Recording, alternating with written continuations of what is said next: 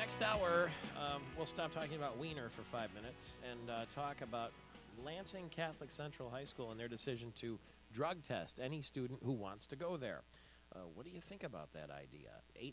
888-900-9966. 888-900-9966 will be the number to call if you are interested one way or another, and we'll have plenty of guests, including the principal, to join us. Now, the Tigers were in action yesterday down in Texas after a pretty good weekend in Chicago. And how did they do in the Lone Star State, Rich Kincaid? In baseball, anytime you have a rough equivalency between the number of runs your team has scored and the number of outs they've made, you're in pretty good shape. Here's what I mean. With 2 outs in the top of the third last night in Arlington, the Tigers as a team had made 8 outs, and they'd scored 7 runs.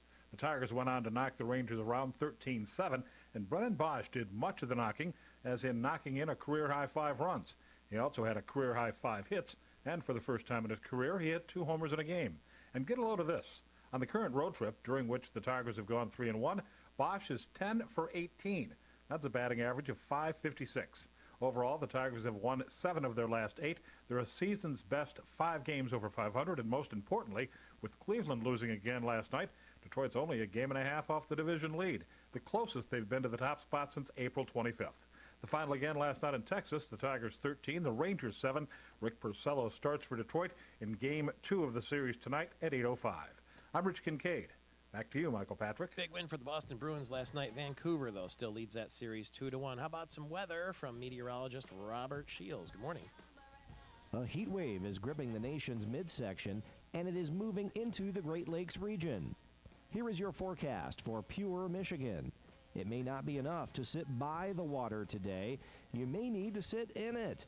High temperatures will climb into the 90s as rising humidity levels make things uncomfortable. A southwest wind off Lake Michigan will provide some relief from Traverse City down through Grand Haven, though air temperatures should still reach near 90 degrees, even right along the shoreline.